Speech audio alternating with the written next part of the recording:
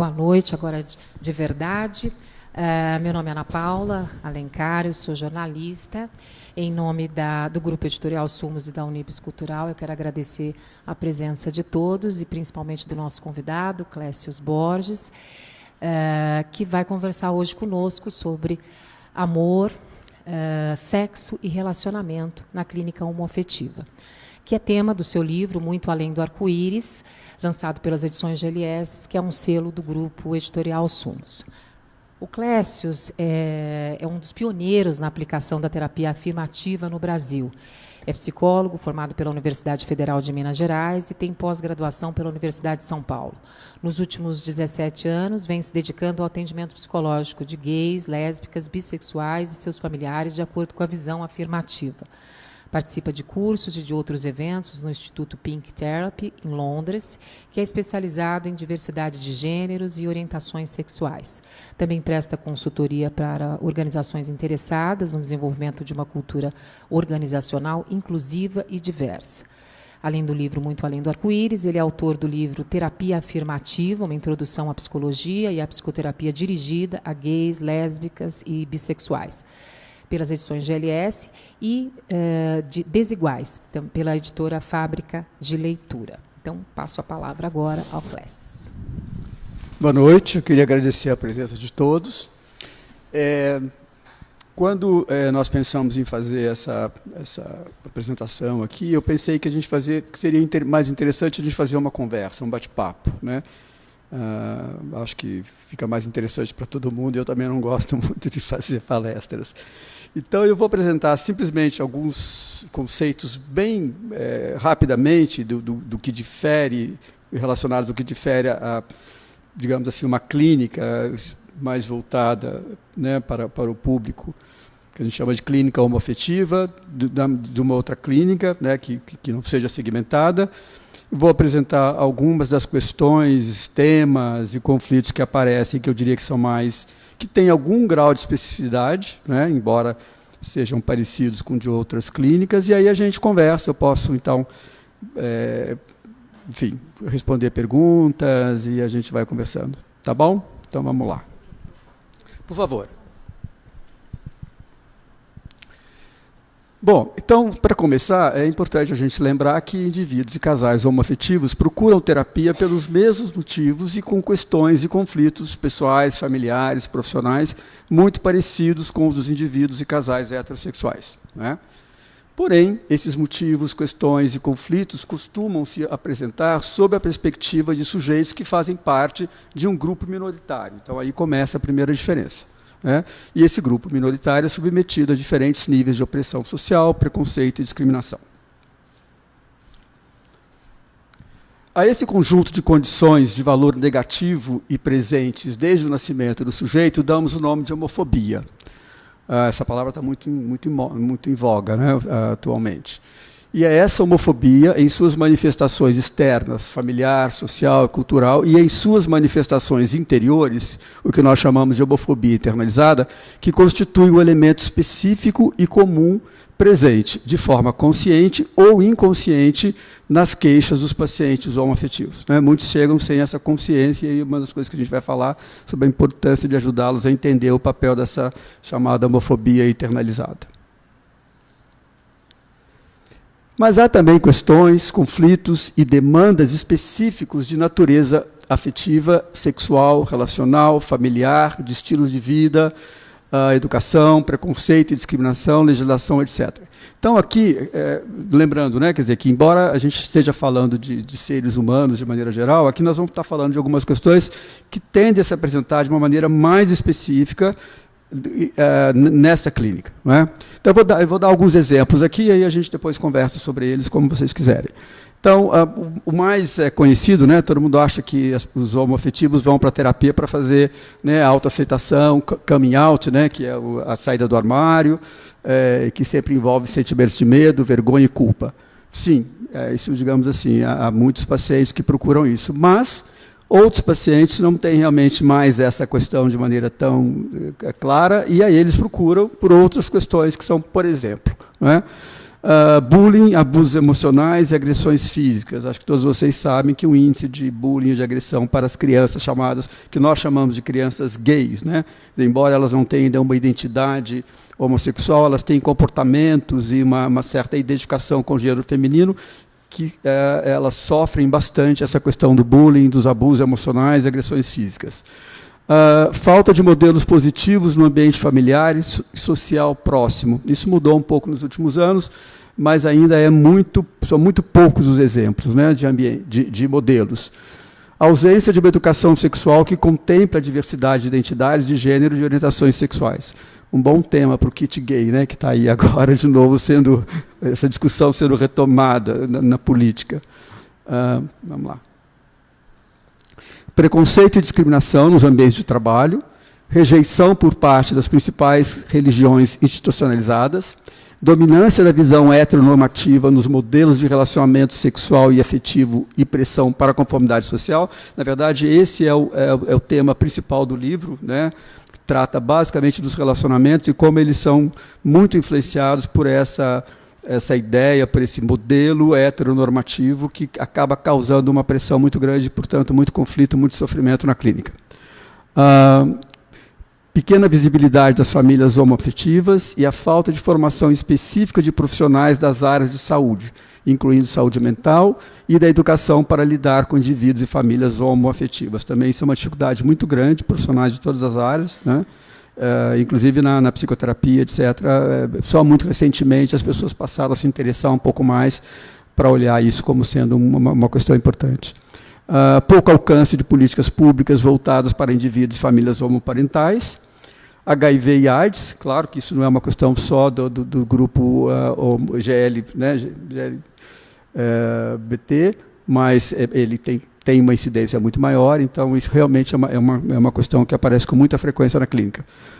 Casais discordantes, ausência de políticas públicas e iniciativas privadas voltadas para idosos, né? O envelhecimento, sendo gay, tem características muito específicas, né? Relacionadas a toda essa questão da sociedade, realmente não ainda considerar essa questão como sendo uma questão de muita importância, né? Acho que é isso, né? Bom, então tem aí um monte de coisas para a gente conversar. Estou aqui aberto para a gente falar. Legal. Bom, então eu vou dar início só para a gente, né, abrir o bate-papo. Clécio, você diria que os casais homossexuais têm os mesmos problemas e dilemas que os casais heterossexuais? E quais são as maiores preocupações desses casais? Como eu falei na abertura, né, evidentemente, muitas das questões e dos temas dos conflitos que levam os indivíduos ao consultório são muito semelhantes, né? Inclusive, é muito interessante porque a gente costuma ouvir alguns terapeutas, por exemplo, dizerem, demonstrando que realmente não tem nenhuma dificuldade, nenhum preconceito, dizendo, claro, mas todo casal é igual, né? E o que não é uma verdade, né? Quer dizer, embora algumas das questões sejam muito parecidas, há questões específicas de um casal homossexual, né? Até porque um casal homoafetivo ou homossexual são dois homens ou duas mulheres, então você já tem aí, né, inclusive a duplicidade de gênero.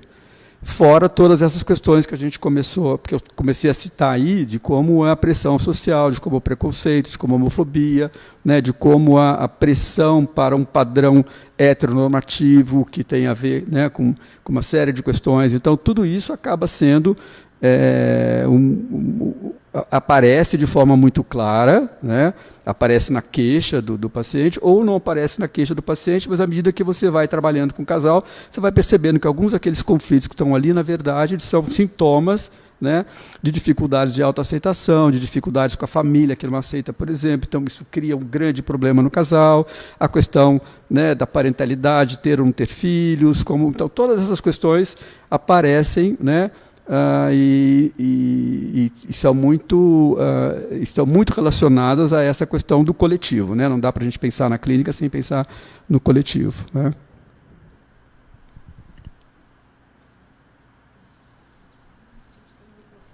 A gente tem um microfone para levantar a mão. Ok? Bom, então eu vou dar continuidade aqui. Eu tenho uma lista, se vocês não fizerem. Numa sociedade, pegando o gancho do que você falou, numa sociedade heteronormativa que enxerga a heterossexualidade como norma, como é que se desenvolvem as relações homossexuais? É possível alcançar essa tão sonhada felicidade que os casais héteros também buscam, mas, enfim, o trabalho que você faz na clínica, ele tem ele se volta para isso, para que haja esse equilíbrio saudável da vida.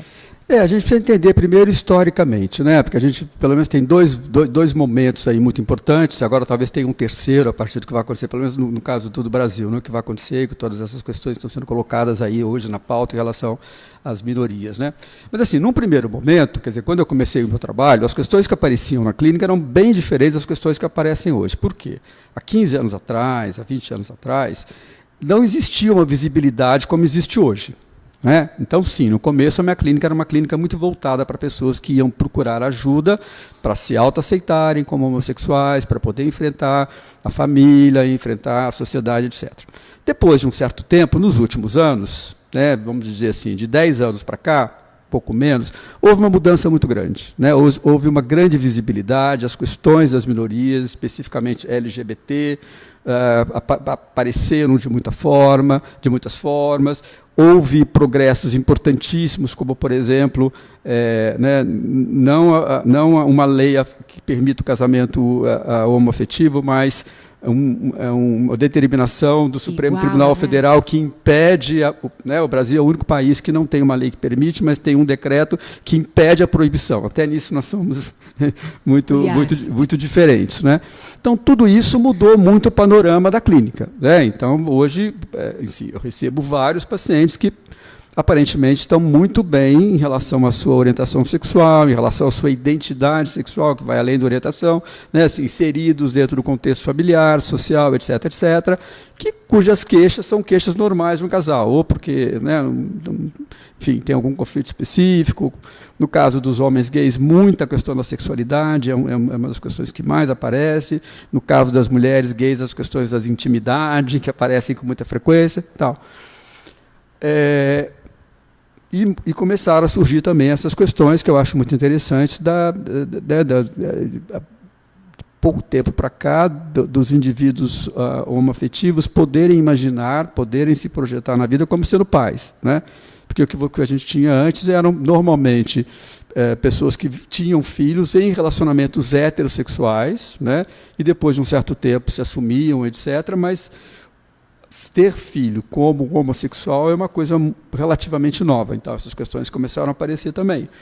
E aí toda uma complexidade de questões relacionadas a isso. Né? Como que a sociedade, como a família, como as religiões, etc., lidam com isso. Então, tentando resumir, eu diria que hoje a situação que nós temos é assim, sim, os gays, de maneira geral, conseguiram espaço na sociedade, muito diferente de há 10, 15 anos atrás.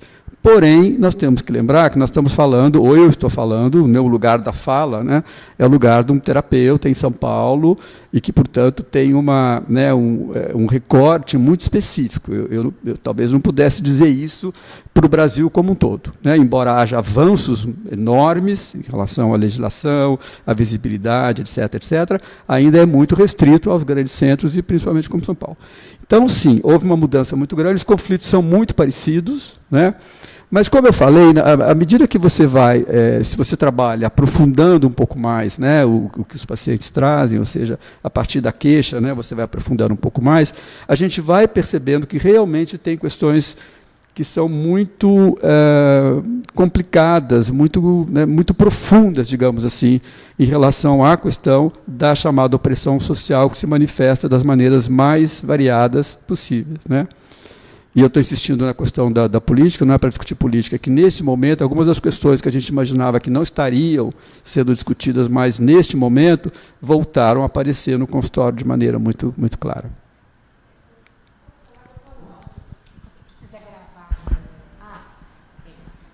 Acho que justamente o que eu tenho ouvido nessas últimas semanas, sem falar de política, mas acho que é impossível não falar um pouco, me fez pensar nos últimos anos, no atendimento do consultório, se não se de alguma forma a gente não estava se iludindo de uma suposta diminuição de preconceito que ia trocando de objeto. Ah, então tá bom, então eu vou aceitar que o meu filho é gay. Aí depois aceitar que o meu filho gay vai casar. Aí, não, pode ser, mas não pode casar. Então, aí, os casais gays eram aceitos, mas aí virava um drama quando se pensava em formar uma família e ter filhos. Como se o preconceito fosse... Não sei se o preconceito diminuía ou se existia uma área que o objeto do preconceito estava mais longe. Então, tá bom, então pode ter filho, mas então 2 homens podem ter uma filha mulher. Se vai adotar, então que adotem uma menina. Será que isso era uma diminuição de preconceito ou era um jeito até de travestir o preconceito? Eu acho que essa é uma questão muito interessante, porque assim, eu acho que realmente a questão não é em relação ao preconceito, né? Eu acho que preconceito é uma coisa praticamente impossível do ser humano não ter. Preconceito, e a fonte do preconceito, a gente sabe disso, é o medo, o que vem da diferença, enfim, é uma coisa complexa. O que eu acho que avançou muito foi a tolerância às diferenças, o que é diferente.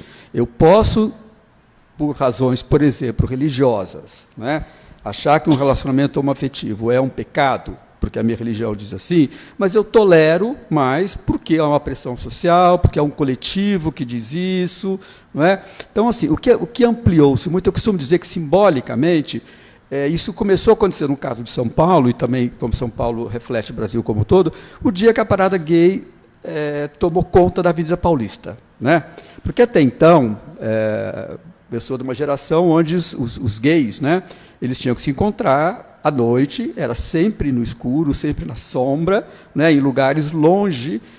Né? Então, à medida que os gays foram assumindo um espaço na Avenida Paulista, no centro financeiro, etc., foi criando uma visibilidade. Então, isso fez com que, muito a contragosto, tenha havido realmente um ganho em termos de tolerância. Né? Porque o preconceito é como uma cebola, né? Como você estava descrevendo. Você tem várias camadas de preconceito. Então, esses preconceitos mais rasos, né, ou exteriores, eles são mais fáceis. Ah, tudo bem, cada um vive como quer. Ah, o que faz em casa não me interessa. Esse preconceito é fácil. Né? Como você disse, existem outros preconceitos muito mais complexos que têm a ver com essas questões da família, da sociedade, da religião, etc. Mas o grau de tolerância foi muito maior. Né? Uma ocupação real. Né? Quer dizer, com todas as dificuldades que nós temos no Brasil, os homoafetivos podem se casar, tendo os mesmos direitos que têm os heterossexuais. Né? Algumas escolas estão se preparando, e a gente conhece várias escolas, em São Paulo, pelo menos, no Rio de Janeiro, que são preparadas para lidar com famílias homoafetivas. Né? Nós temos no Brasil, por exemplo, por um lado meio negativo, mas nós temos um programa de HIV/AIDS maravilhoso, que é modelo para o mundo inteiro. Né, e que é muito desenhado para as comunidades, né, homossexuais. Enfim, houve um grande avanço, mas isso não significa. Então, o que nós estamos vendo hoje, no momento, é que pode ser que esse espaço de tolerância seja muito reduzido. Né? Contraia. Isso. Porque daí, né, nós vimos isso acontecer nos Estados Unidos, pode acontecer no Brasil. Né? Quer dizer, essas pessoas que nunca aceitaram isso, que nunca engoliram, boa parte delas eram obrigadas a lidar com isso, porque a realidade coletiva, a pressão social, etc., né, faziam com que elas se comportassem um pouco melhor. Né? Só que pode ser que isso mude. Então, eu acho que pode ser que a gente venha a lidar mesmo com um momento muito complicado de perda desse espaço de tolerância. Faz sentido para você essa diferença? Pois não. O Clécio, você não acha que a questão econômica, o peso econômico desta comunidade, que ganhou também visibilidade, não ganhou visibilidade só a causa em si, mas o peso econômico financeiro que faz com que as empresas pensem neste mercado como um mercado de grande potencial, né? Isso é uma força que ela O pink money, chamado pink money. ela se move por si mesma, né? Então, como você vê isso? Porque quando você fala do retrocesso, eu fico me perguntando, porque o retrocesso não depende do preconceito da cabeça das pessoas. As forças financeiras, econômicas, elas exercem uma pressão enorme sobre o comportamento, não é? Sim. E o valor hoje deste mercado é reconhecido, as organizações se prepararam para isso, não é? Você tem razão. Esse é um bom ponto, mas tem uma coisa interessante que é o seguinte. De novo, eu tenho que lembrar que a gente está no Brasil, né? E o Brasil é um país realmente muito, como a gente sabe, muito desigual. Então, existem realidades muito diferentes, né? Eu costumo dar esse exemplo. Eu trabalhei num banco americano até o início dos anos 2000, onde não se falava dessas questões, por exemplo, e eu já fazia recrutamento de gays nas universidades americanas. Então, assim, lá, por que tinha isso? Né? Um país como os Estados Unidos, que é um país bastante conservador, religioso, etc., porque lá você tinha uma situação de mercado onde, naquela época, as grandes organizações estavam disputando os melhores talentos. Então, você fala assim, olha, nós queremos você, independentemente da sua orientação sexual, da sua etnia, etc., era uma força dessa de mercado. Por isso que isso começou nos Estados Unidos, não foi porque os gays saíram levantando bandeira, né? E o pink money nos Estados Unidos é uma coisa muito importante, porque é uma comunidade muito mais rica, né, e com muito mais influência, porque a cultura é uma cultura que sabe fazer isso, é uma cultura do lobby. No Brasil, embora isso seja verdade, também nós vamos estar falando de um segmento localizado. Então, por exemplo, no ano 2000, só para dar um exemplo, que estava nessa empresa, não tinha nada. Hoje, existe um grupo de gays profissionais, que é essa nata, que já tem mais de 500 pessoas que se encontram, chama-se Inner Circle, se encontram uma vez por mês, que são chamados gays profissionais. Uma segmentação. O que é o gay profissional? É o sujeito que tem um emprego, que tem um bom salário, parará, se reúne, Oscar Freire, né?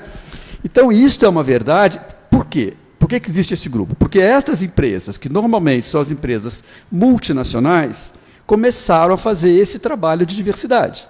Então, essas empresas, elas realmente criaram, ou estão criando, né? Existe um documento importantíssimo, assinado por mais de 30 grandes empresas no Brasil, em São Paulo, né? Empresas multinacionais, que assinaram um compromisso de trabalhar especificamente promovendo diversidade, nesse caso especificamente com LGBT, também tem diversidade com gênero, etc. Mas é uma coisa muito localizada num determinado grupo, que realmente é uma parte dos meus clientes, eu falo isso às vezes com uma certa tristeza, que falam assim, preconceito contra gay? Não sei, tem? Porque nasceram num lugar onde nunca sentiram isso, né? Agressão, imagina, anda de carro, blindado, não anda a pé na Paulista. Então, infelizmente, nós vivemos realidades muito diferentes no Brasil. Então, essa força que você fala, você tem razão, é uma força muito importante hoje, num segmento, né, que é o segmento das grandes empresas, dos grandes bancos, etc., que não corresponde à realidade da maior parte dos gays do país. Mesmo em São Paulo, que continuam apanhando, né, apanhando, quero dizer, não necessariamente fisicamente, mas que continuam sendo, né, vivendo uma situação muito complicada, embora muito melhor do que há 10 anos atrás. Pois não.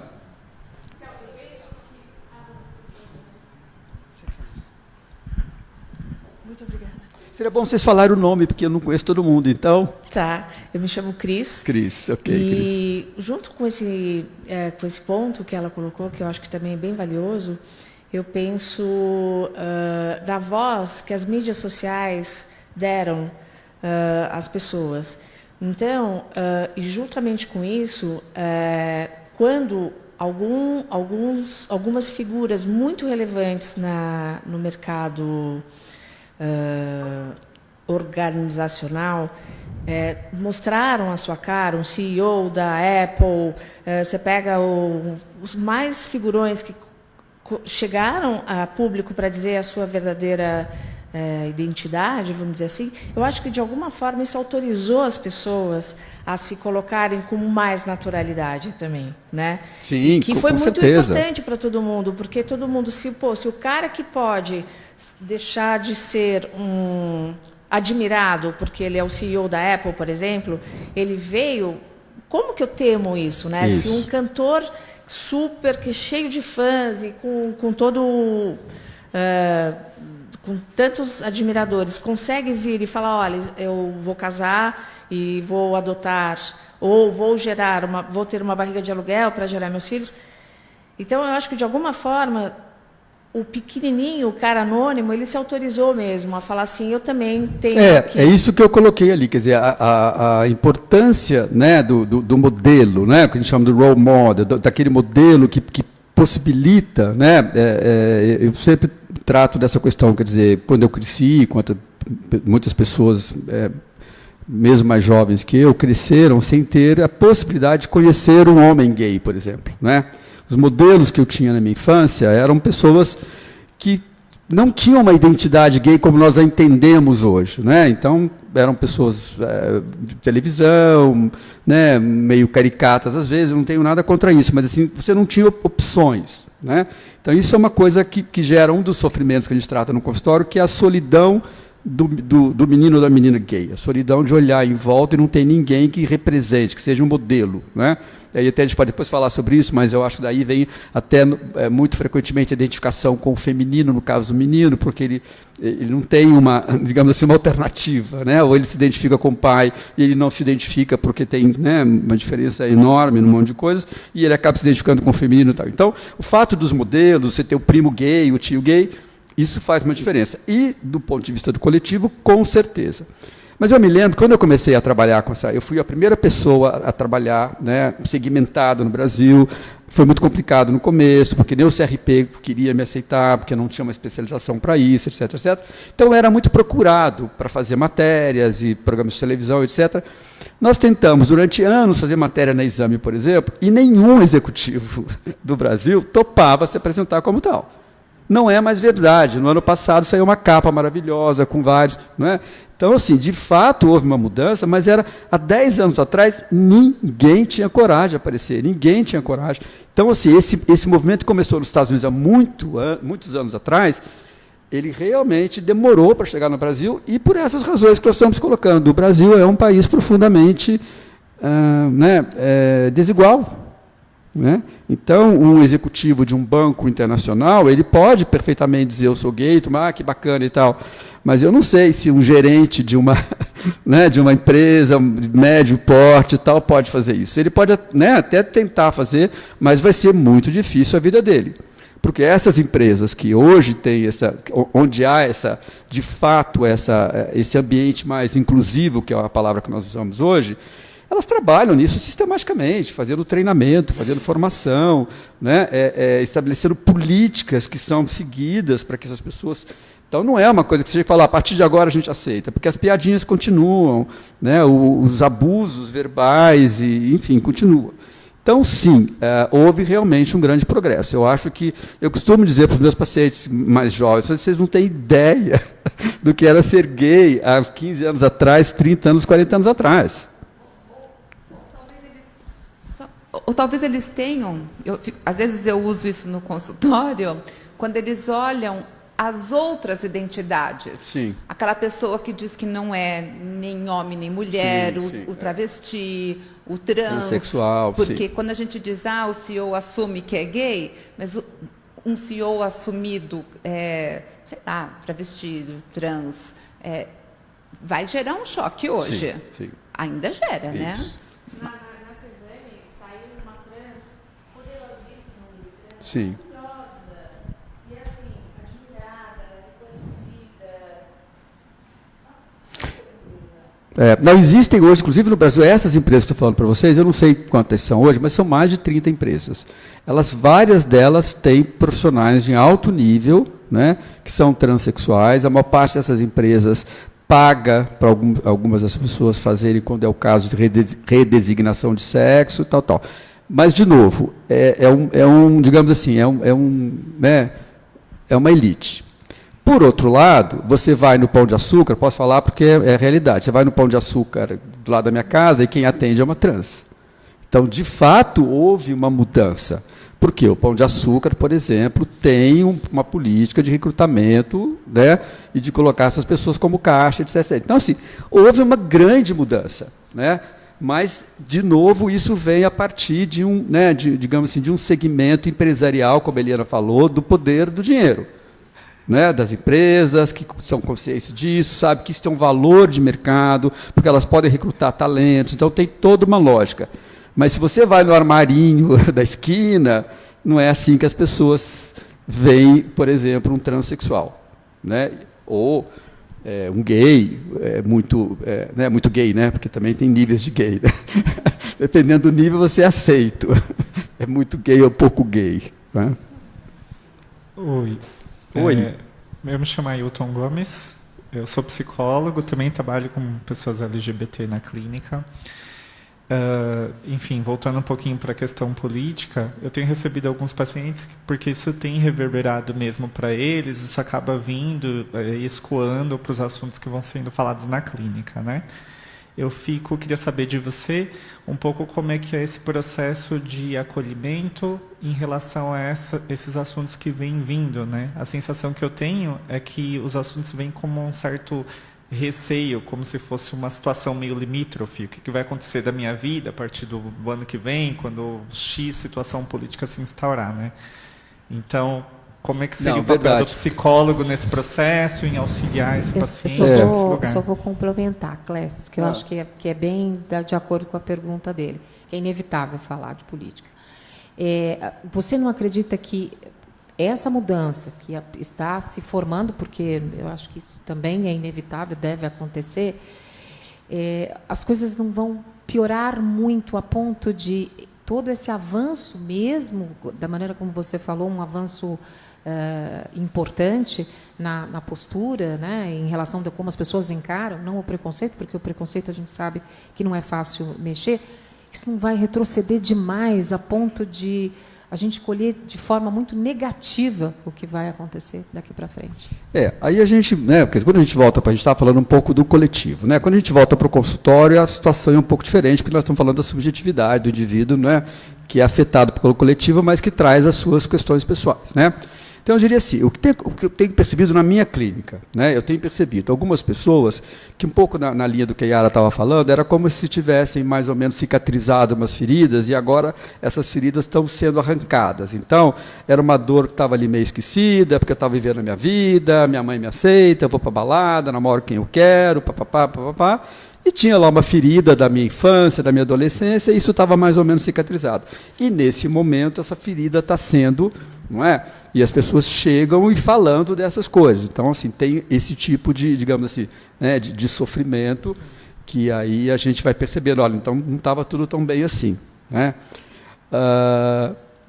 Tem outras pessoas que chegam com uma visão que aí talvez seja um pouco da minha percepção, porque eu costumo ser realista com viés pessimista, mas eu sou um realista com viés otimista em relação a essas questões e vou explicar por quê, né? Então, hoje chegou um paciente no consultório e disse assim, porque o que vai acontecer agora? Vão acabar com a lei do casamento gay. Eu falei assim, mas que lei do casamento gay? Não existe lei do casamento gay. Não é?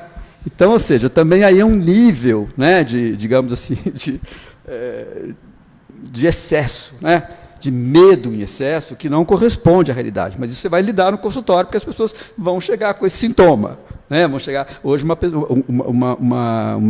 paciente minha estava falando que ela agora sai do carro olhando para o lado. E tal. Eu falei, mas por que isso? Você está escrito ele não? Como é que é? Ele não, né?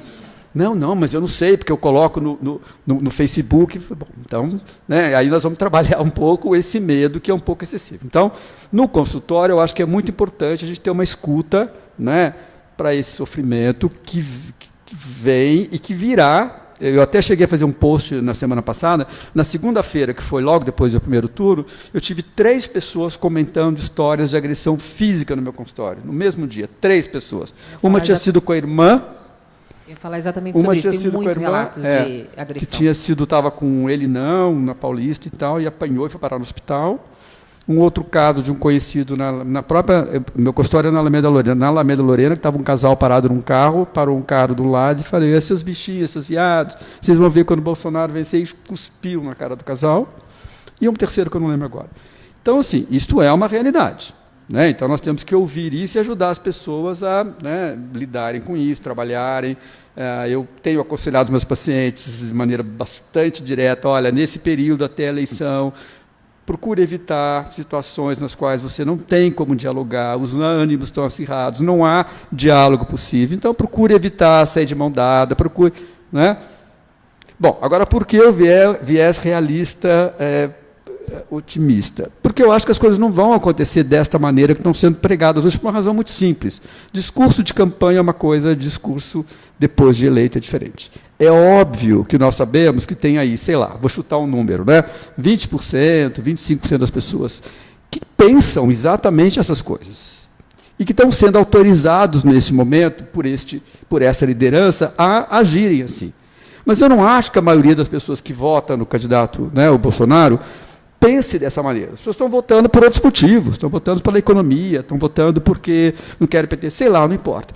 Então, assim, a não ser que o Brasil venha a se transformar, né, enfim, numa outra situação, nenhum governo vai conseguir mudar essas coisas de uma hora para outra. Por exemplo, essa história do casamento gay, porque não existe uma lei. Então, o que vai acontecer? Vai ficar muito mais difícil aprovar uma lei.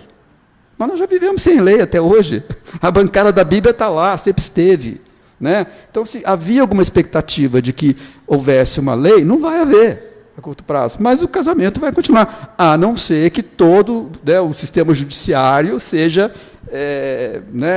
cooptado, porque eu acho que é uma coisa um pouco complicada. Então, assim, nós teremos um tempo mais difícil, com certeza, né? Alguns espaços, como eu estava falando agora há pouco, de tolerância vão ser reduzidos, com certeza. As pessoas afetadas, nós estamos falando aqui dos LGBTs, mas isso vale para outros grupos que também serão afetados, terão que se organizar para resistir. Por isso que eu tenho um viés um pouco positivo de que ainda somos uma democracia. Então, ainda existem instrumentos no país para a gente resistir, lutar, etc. Né? Agora, claro que eu não gostaria de estar vivendo isso nesse momento. Né? Mas eu acompanhei um pouco o que aconteceu nos Estados Unidos e foi a mesma coisa. Quer dizer, no começo, logo que o Trump assumiu, começaram a haver vários movimentos de supremacia branca, etc. Não sei se vocês lembram disso. Isso não está existindo mais. Né? Não é que as pessoas mudaram as suas opiniões, é porque a própria sociedade se ajeita, de alguma maneira, a impedir o radicalismo. Então, pode ser que daqui a um ano vocês me cobrem e falem assim, olha, você estava completamente enganado, ficou tudo muito pior. Mas eu acho que vai ser mais difícil, mas a gente não vai perder tudo que a gente conquistou até agora. Eu queria falar uma coisa para você. Como terapeuta, o acolhimento do medo, e eu acho que tem muita gente falando sobre diversos medos, né? O acolhimento do medo, a gente sabe fazer, a gente estudou para isso. O que, para mim, está sendo muito difícil é o acolhimento dos animados convictos, de que agora vai.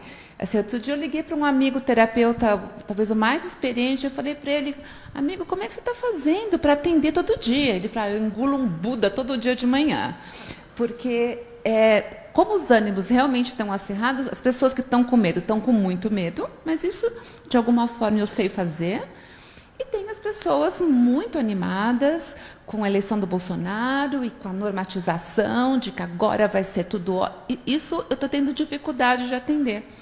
Muita dificuldade, porque, obviamente, eu não vou fazer a imposição de nenhum valor meu, mas tem me perturbado. Eu não sei as outras pessoas, os terapeutas. Não, eu acho muito difícil, né? Quer dizer, nós como terapeutas, claro que aí depende do treinamento de cada um, depende da linha na qual trabalha, etc, né?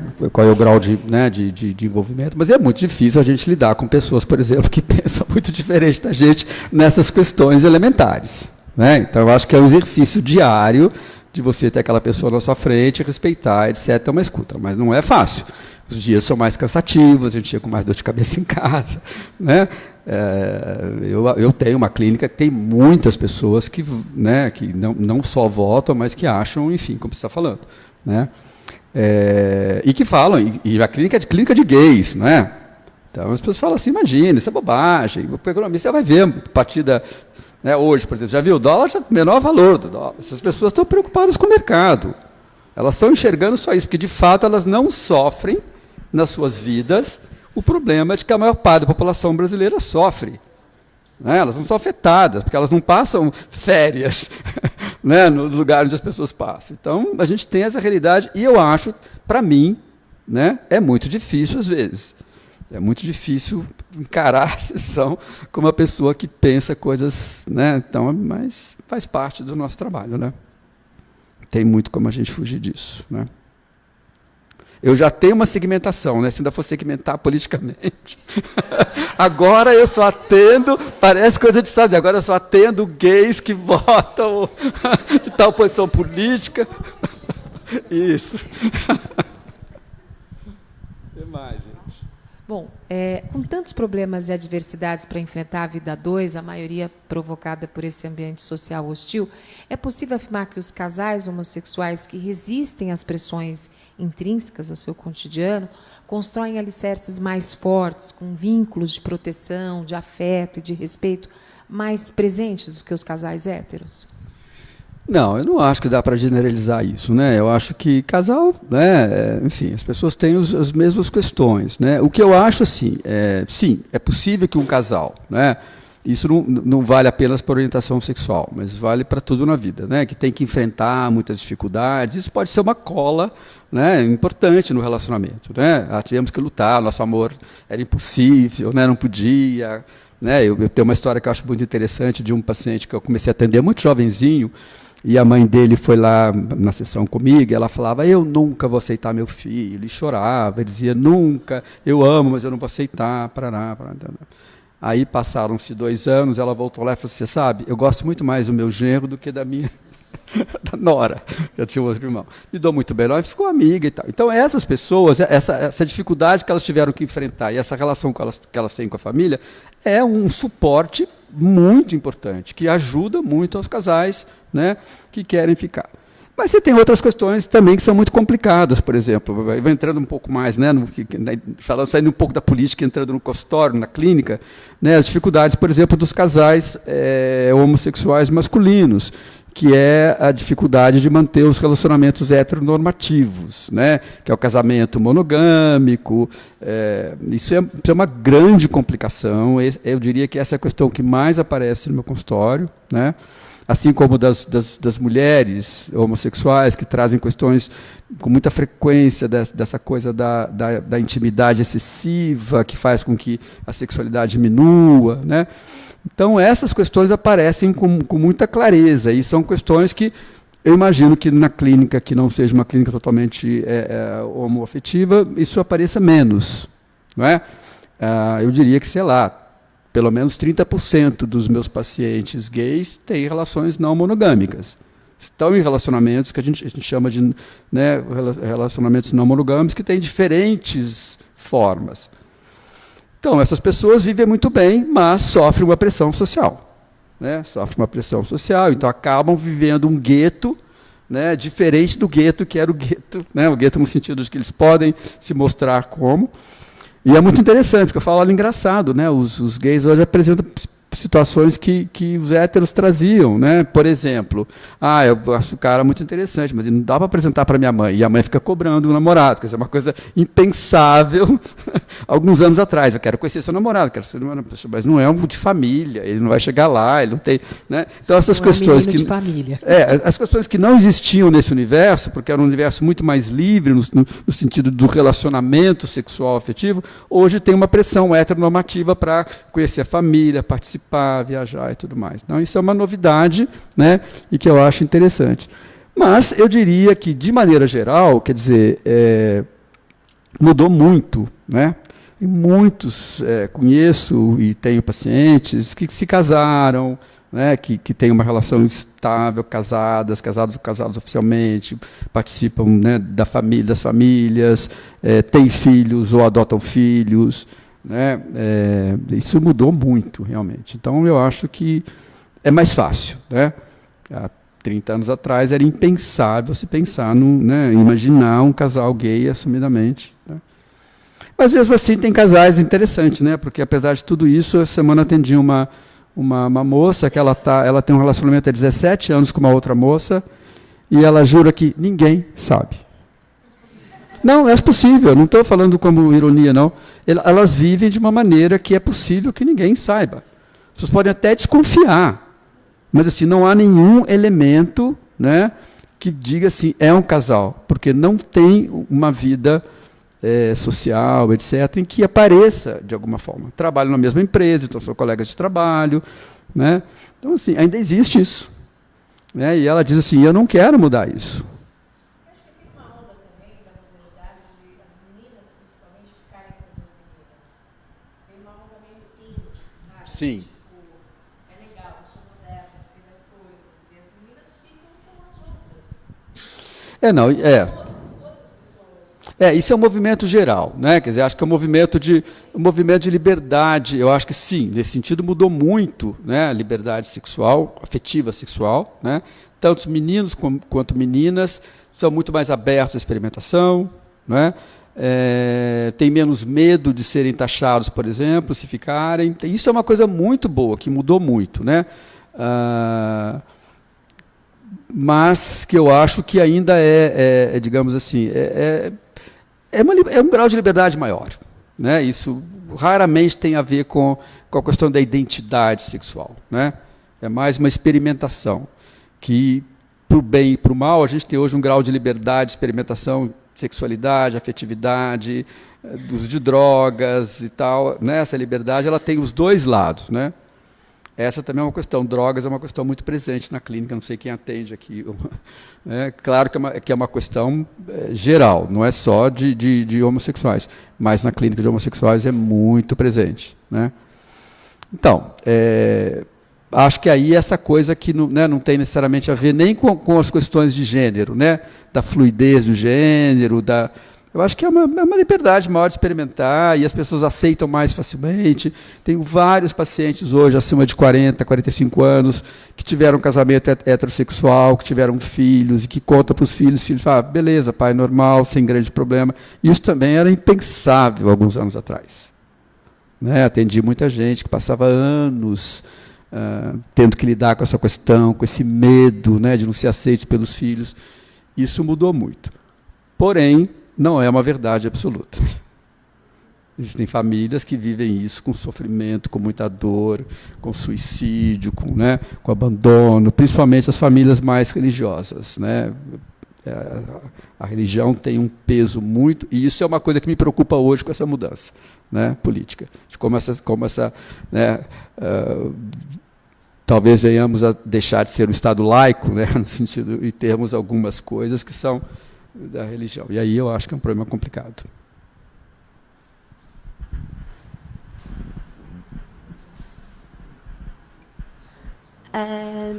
Na verdade, nossa, que alto. Meu nome é Gabriela.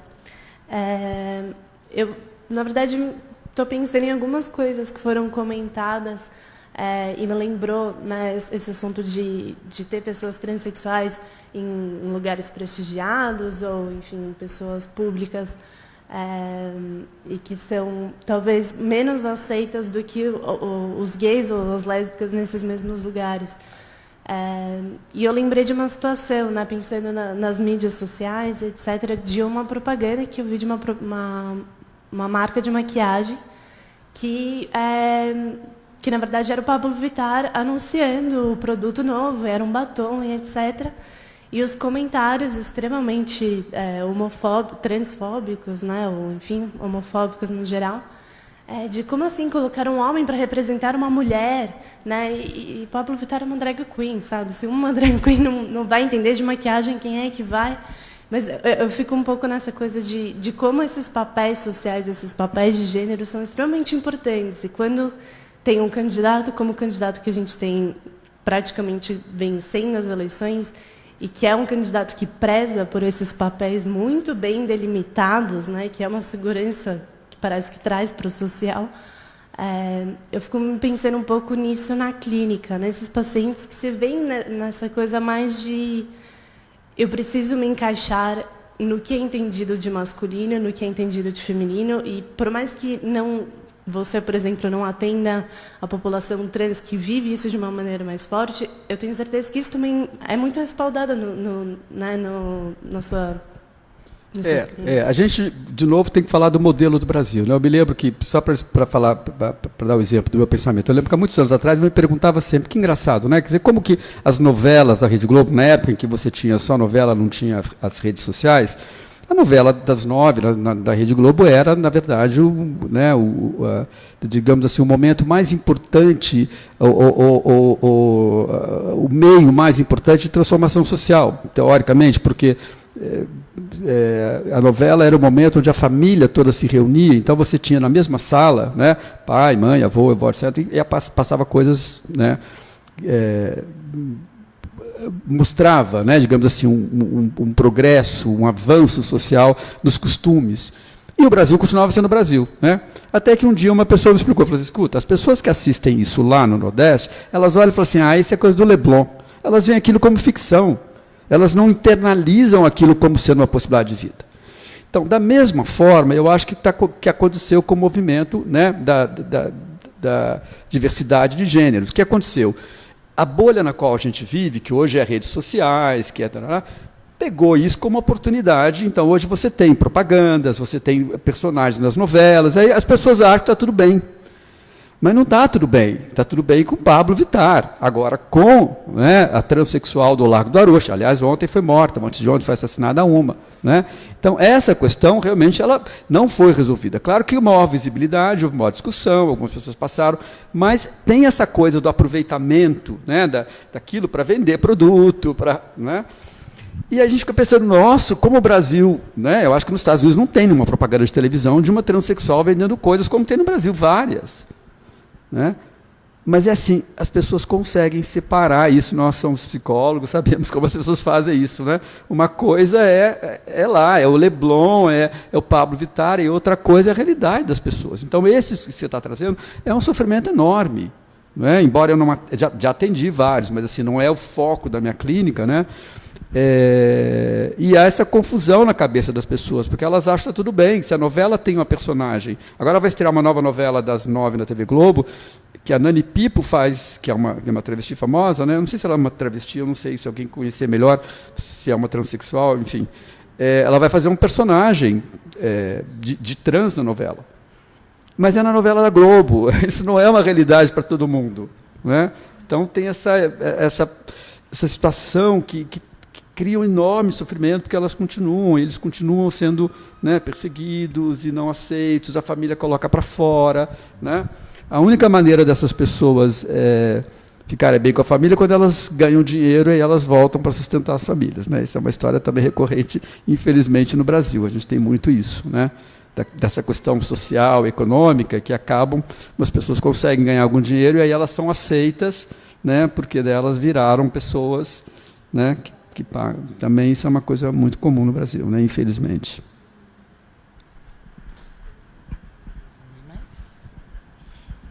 Pegando esse gancho que você falou das novelas, apesar de tudo, os exemplos que a gente tem, eu acho que um exemplo importante que a gente pode lembrar daquele casal de idosas, que foi realmente diferente, né, na televisão, eles são, de certa forma, importantes para a visibilidade. Apesar do que você falou, eu realmente nunca tinha pensado nesse aspecto das pessoas dividirem isso, né? Não, isso aqui é ficção, mas trazer esse exemplo ainda é importante. Veja, naquela época, que era Fernanda Montenegro e Natália Timberg, né, se não me engano, né? Aquilo causou muita polêmica, né? Não tanto o casal em si, mas o beijo que elas deram, não sei se vocês lembram, causou uma polêmica enorme, né? Então, uma parte da população realmente reagiu a isso. Agora, eu acho que, de novo, fica como ficção, porque são duas atrizes heterossexuais que todo mundo sabe que elas são heterossexuais. Né? Então, eu acho que isso é vivido dessa forma. Assim, há uma abstração dessa realidade. Né? A gente cria essas narrativas. Né? Lá pode, aquilo lá, artista pode. Né? Então, eu acho que... Agora, dito isso, eu acho que ter esses modelos, por exemplo, ter a Nani Pipo, né? People ocupando, tendo um papel... Né? Que, aliás, não sei se acompanharam essa história, é uma história interessante, porque o Aguinaldo Silva ele tinha uma personagem que era um personagem trans, que ele queria que a Renata Sorrah fizesse. E a Renata Sorrah não quis fazer. Então ele disse, bom, tudo bem, se vocês me acharem uma transexual tão boa quanto a Renata Sorrah, eu topo. Ele falou isso ironizando. E aí apresentaram a Nani People e ele ficou fascinado com ela, disse, então é ela que eu quero. Então, eu acho que isto é um progresso, né? Porque você vai ter, de fato... Veja, eu não estou aqui falando aquela coisa, daquela discussão de lugar da fala, que tem, não é isso. Estou dizendo como, psicologicamente como modelo, né, de você ter uma pessoa trabalhando uma novela das 9, que é a novela mais importante no Brasil, sendo uma transexual. Sim, isso é um bom indício, mas isso não corresponde à realidade do Brasil. Né? Então, se a gente pensar psicologicamente, isso, né, é bom, mas nos nossos consultórios nós vamos continuar encontrando o mesmo sofrimento, porque isso não é a realidade da maior parte das pessoas, que não vão ter esse trabalho, que não vão ser aceitas dessa maneira, etc, etc. Né? E continuando nesse gancho, você comentou na abertura sobre casais idosos, homossexuais. Como envelhecem? Como é que esse relacionamento envelhece? Eu não conheço poucos casais idosos. Porque não... ainda não há a questão, digamos assim, do envelhecimento, da velhice, é uma questão complicada, independentemente de orientação sexual, né, e de identidade de gênero, sabemos disso, né? O Brasil é um país que lida muito mal com essa questão, né? Então, dentro do recorte específico LGBT, mais complicado ainda, né? Porque as pessoas envelhecem, muitas dessas pessoas não têm visibilidade, que é o que eu falei, mudou. Se você pegar alguns anos atrás, o que acontecia com né, o indivíduo LGBT, né, gay, etc. A família não sabia, a família não participava da vida dele. Então, essa pessoa, quando ficava velha, ela não tinha família, porque ou ela tinha um companheiro ou não tinha um companheiro, né, a família não sabia. Eu me lembro, eu tive na minha família um tio, que muito tempo depois eu resolvi concluir que ele era gay, mas a história, a narrativa da família era completamente diferente. Era um sujeito, né, que viveu, que tinha um melhor amigo, que sempre era o melhor amigo, que o amigo ficou doente, ele ficou com o amigo o tempo todo, o amigo morreu, ele ia para a casa dos pais desse amigo, cuidava dos pais, etc, etc. E esse meu tio, ele tinha na parede do quarto dele várias fotos de mulheres peladas. E a família criou uma narrativa que era assim, ele se apaixonou pela fulana lá quando ele era jovem e nunca mais conseguiu superar esse amor. Então ele virou um solteirão. Né? Esse solteirão passou a vida inteira provavelmente escondendo que ele tinha uma relação, né, estável com uma pessoa por mais de 30, 40 anos. Né? Então, ou seja, esta invisibilidade trazia um sofrimento enorme que hoje, teoricamente, você pode ter menos, porque as pessoas estão casadas. Não é? Então, estão casadas, podem ter filhos, então ameniza. Mas ainda é muito complicado. Por exemplo, se você tiver que internar, né, num hospital, por exemplo, um idoso, ou numa clínica, não há essa possibilidade de uma política para uns casais homoafetivos. Você separa. Vocês já acompanharam essas histórias, separam. Se é um casal, o cara, né? Então é muito complicado, né? Isso, digamos assim, né, dentro dessa perspectiva. Na perspectiva do consultório, tem uma coisa mais complicada também, que no caso dos homens gays, eles vivem essa questão da velhice de maneira muito sofrida, né? Porque é uma comunidade que preza muito a questão da atratividade sexual, dos parceiros, né?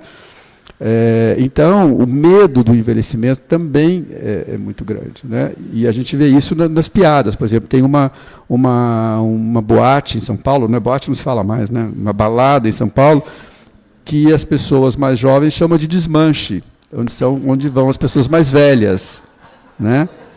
Fulano vai no desmanche, né? Então essas piadas, essas coisas mostram muito como, né? É bem apropriado, né? Como que essa discriminação que existe dentro da própria comunidade em relação aos velhos, né? Então o nome é bailão. Bailão, que é o lugar onde vão os velhos, pessoas mais velhas, vão os jovens que gostam dos velhos, né?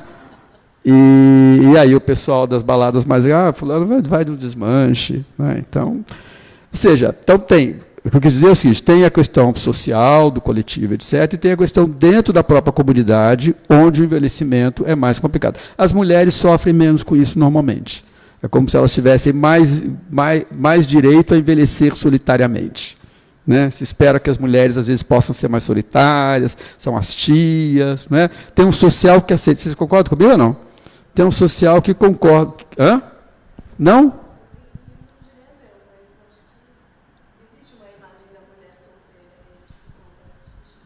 Sim, sim. É que muitas dessas... sim, mas é que essas mulheres, às vezes, têm um lugar na família. Não é? Também isso não é uma coisa muito comum, mas assim, as tias que ajudam a criar os filhos, das irmãs, dos sobrinhos, têm um lugar. Né? O tio gay não tem velho. Né? Até porque tem hoje em dia tem uma grande questão, que é a questão da pedofilia na cabeça das pessoas. Né? As pessoas ainda associam aquilo que a Yara falou, que é verdade. Se o casal gay, de homens gays, vai adotar uma menina. Porque se adotar um menino, eles internalizamente têm medo de adotar um menino, porque vão dizer que eles adotaram o menino para abusar sexualmente do menino. Então isso está internalizado nas pessoas, porque elas ouviram isso a vida inteira. Né? Então tem essa questão também que é bastante complicada do envelhecer.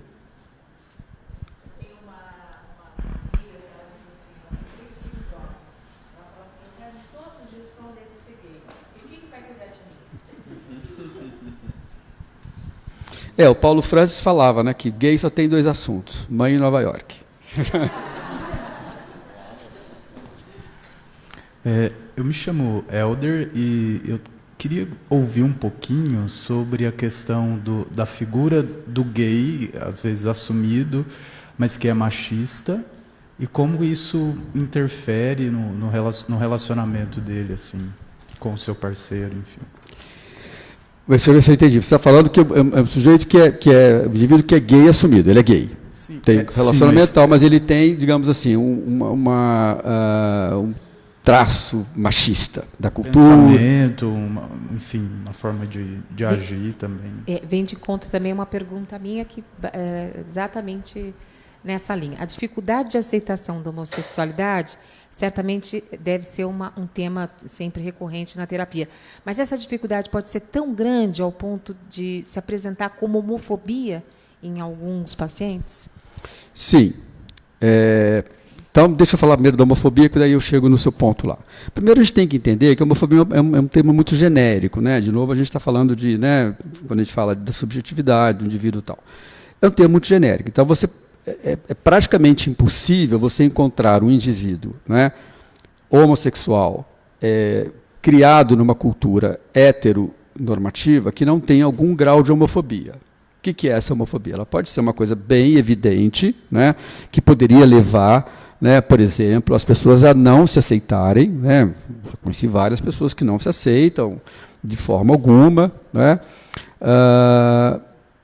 Pode chegar a um nível talvez um pouco mais patológico do sujeito desenvolver algum tipo de, né, comportamento mais agressivo em relação a isso, com uma forma de lidar com a sua homofobia internalizada, ou pode aparecer em níveis mais, por exemplo, né, eu costumo sempre dar esse exemplo para os meus pacientes. O cara fala, fulano é gay? Não, fulano não é gay, fulano é homem. Eu falo, bom, mas o gay não é homem, né? Então, o próprio uso dessas expressões, às vezes, mostra um pouco de que tem ainda na cabeça da pessoa uma separação. Então, isso é um tipo, você pode dizer assim, olha, é um tipo de homofobia, no sentido de que a pessoa talvez não tenha nem consciência de que ela faça esse tipo de brincadeira, etc, etc. Né? Ou de, por exemplo, que é muito comum na comunidade, uma discriminação aos gays mais gays, como eu falei. Né? Os mais afeminados, eles valem menos do que na comunidade do que os gays mais masculinos, né? Quer dizer, maior, digamos assim, a maior... Estou falando de homossexuais e não dos transexuais, que é uma outra história. Né? Quer dizer, o maior valor que o sujeito pode ter é não parecer gay, o que é uma coisa muito, né, complicada. Então, o melhor que você pode fazer é não parecer quem você é. Né? Então, tudo isso demonstra uma homofobia que pode aparecer e que pode gerar realmente complicações. principalmente se o sujeito não tem consciência disso. Isso aparece inconscientemente, né? O machismo, né, é uma questão que, primeiro, é um traço cultural, não é?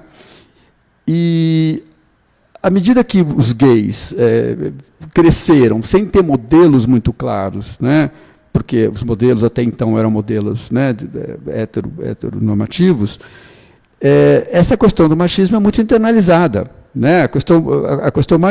O aspecto mais óbvio disso é que no Brasil, para a maioria das pessoas, o gay ativo é menos gay do que o gay passivo na relação sexual, né? Eu já tive pai no meu consultório dizendo assim, mas ele é o que come, não é? Perguntando para mim, ele é o que come. Então, se ele é o que come, ele é menos, né? Isso é machismo, né? Que é uma visão de que a mulher é menos importante, né? Então, isso está muito internalizado na nossa cultura e está muito internalizado também para os gays que absorvem isso. No relacionamento, quando você tem, né, um gay machista, ou ele encontra um gay que adora um marido machista, ou os problemas vão ser enormes, né? Que também tem os que gostam, que procuram esse, né? Como também não tem as mulheres que procuram consciente ou inconscientemente os homens, os gays também, não é? Agora, se essa pessoa não quer isso, não deseja isso, percebe isso como sendo, isso vai ser uma grande dificuldade no relacionamento. Porque provavelmente esse gay machista vai reproduzir um modelo heteronormativo, né, de que o gay vai ter que funcionar como uma mulher, ser passivo, né, ser submisso nas relações. Então, aí, às vezes, como cada caso, você vai precisar tentar identificar de onde vem esse machismo, né? Se é um machismo da família, coletivo, etc. Por exemplo, isso é mais comum em determinadas regiões do Brasil, né? Eu atendo pacientes que vêm do Nordeste e eles são muito mais machistas de maneira geral, mesmo sendo gays, muito mais machistas, né? Mas, Clécio, isso aí pode ser um traço de personalidade mesmo? Independentemente de ser uma relação homossexual, heterossexual, a pessoa é desse jeito, ela é autoritária, ela é ciumenta, às vezes ao extremo. O machismo, eu não estou falando de autoritário, estou falando, machismo é essa visão de que o homem vale mais do que a mulher, né? E que eu me relaciono, eu sou o homem na relação e a mulher vai ter que ser submissa a mim, se comportar do meu jeito, não é? Quando eu estou falando do Nordeste, eu não estou querendo, evidentemente, ser nenhum preconceituoso, falando porque existe uma cultura que permite isso, né? Então, hoje eu estou atendendo um paciente do Mato Grosso, por exemplo, que é uma espécie de fazendeiro, e ele vive e pensa exatamente como todos os machos do grupo dele, mesmo ele sendo homossexual. Quer dizer, ele trata os parceiros dele como os machos tratam as suas parceiras. Então, esse é um traço cultural que ele, no atendimento, na terapia, está começando a perceber isso. Ele não tinha, porque ele fazia exatamente o que todos fazem, né? A mulher fica em casa, e ele sai para beber, e bebem, e vão não sei para onde, faz a mesma coisa, né? Então, isso é um traço que, nesse sentido, tem muito aspecto cultural. Claro, você pode ter pessoas que vivem nesse meio e que não aceitam isso. Não estou dizendo que aí o ambiente é determinante, mas é uma influência muito grande. O cara não, né, ele não consegue, ele não tem um espelho que mostre para ele que aquilo não é a única maneira de se relacionar com o parceiro, com o companheiro dele, né? Agora, autoritário, aí é uma outra, eu acho que é uma coisa diferente, né? Eu acho que o machismo que você está se referindo é isso, não é? É uma visão de que macho, né? Eu posso ser gay, mas eu sou macho, né? Isso, inclusive, né, quando a gente vai para os aplicativos de encontro, isso é muito claro, né? Não ao afeminado, né? Passivas, não a passivas, passivas são, né, os homossexuais passivos. Isso é um machismo, né? Como se eu sou, né, um homossexual e eu sou ativo na relação, eu sou mais importante, eu valho mais, etc., né? Então, acho que esse é um problema que realmente é muito frequente, né? Eu só vou complementar a tua fala, Clécio. Eu me chamo Kaique, sou psicólogo também, e eu atendo casais LGBT, e eu tenho percebido realmente esta relação de poder por esses modelos que os casais constroem a partir dos casais heteronormativos, em que eu assumo o papel de homem e você, sendo a mulher lésbica ou o homem gay, assume o papel de mulher e de inferior, realmente isso é bem complicado, porque não há um outro modelo, né, que eles possam ter, a não ser um modelo, digamos, dentro, né, da nossa abordagem da psicologia, no caso a minha, na psicanálise, do papel da mãe e do pai, que são o primeiro modelo de casal que o sujeito homossexual tem. Por isso que é tão importante, né, a gente falar dessas coisas e, né, e a possibilidade de existir modelos diferentes, né? Como você falou muito bem, as relações de poder podem ser completamente diferentes, podem ser relações, né, de poder mais democráticas, onde há alternância de poder, digamos assim, nas relações, como em todas as relações sociais, né? Agora, é isso mesmo, quer dizer, isso é internalizado, porque né, as pessoas, a sociedade, inclusive tem um manualzinho divertido de coisas que você não pode perguntar para um gay, que ofende. Uma delas é assim, que as pessoas perguntam, mas quem é o homem na relação? Né? Então, agora, eu acho que isso é compreensível, porque todo mundo aprendeu que numa relação tem homem e mulher. Né? Então, é preciso que as pessoas aprendam que não existem só relações. Né? Então, ou seja, é uma coisa complicada, mas é muito cultural ainda. Né? E eu não sei se a gente, sem querer também aqui, não ficou sendo normativo, né? Porque uma parte do livro é relacionamentos, porque existem outros relacionamentos que não, a pessoa fazer um casal. Né? Sim. Cada ano que passa, eu tenho atendido mais pessoas, sei lá, se enquadraria na... Né? Tem gente chamada poliamor.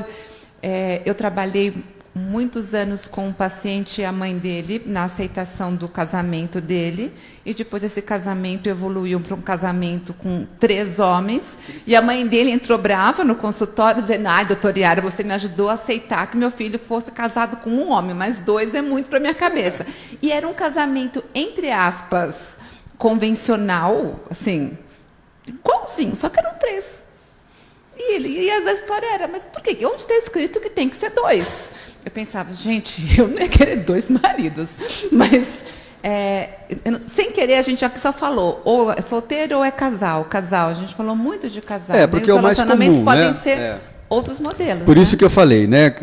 Eu falei agora há pouco, uma coisa que é muito frequente no consultório são os relacionamentos não monogâmicos, né? E aí você tem um monte de possibilidades. Um deles é o trissal, né? Que chama-se trissal, que é o relacionamento entre 3 pessoas, né? E aí é muito complicado mesmo, porque nós temos uma cabeça, todos nós, principalmente os mais velhos, eu sou mais velho aqui, mas temos uma cabeça que essa cabeça é normativa.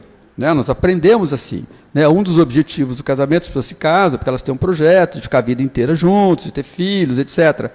Daí aparece um consultório, né? 2 caras falam, não, a gente quer se divertir, quer aproveitar a vida, quer namorar 3... É difícil, a gente, né? Então os pais têm uma dificuldade, etc.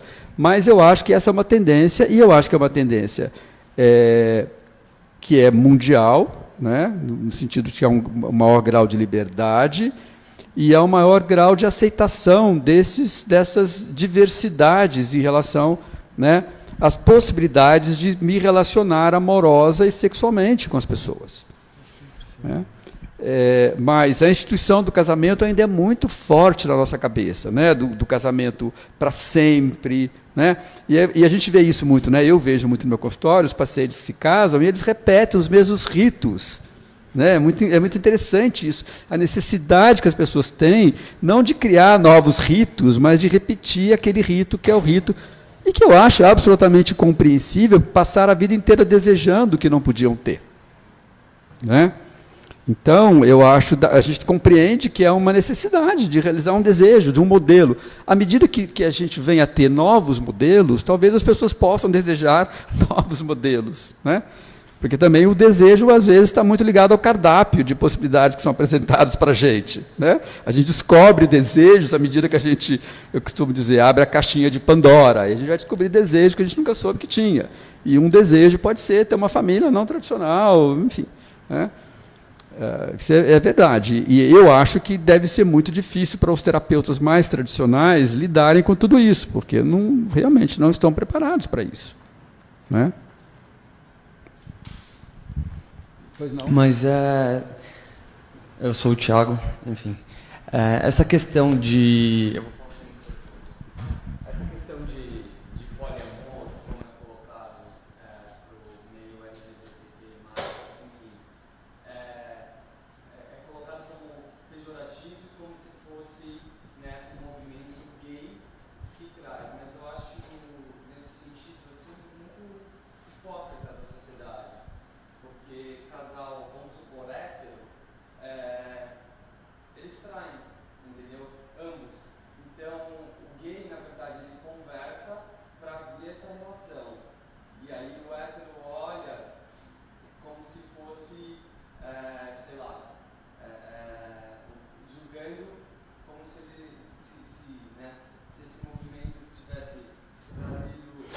Porque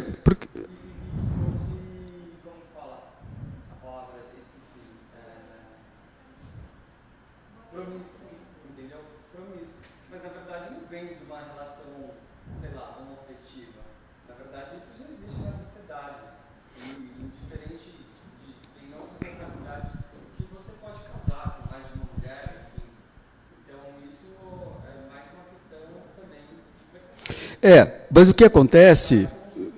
Sim, o que acontece este tipo de movimento, né, que ele normalmente é liderado, ou foi liderado até hoje pelos gays, né, ele é uma transgressão a um padrão conservador da hipocrisia.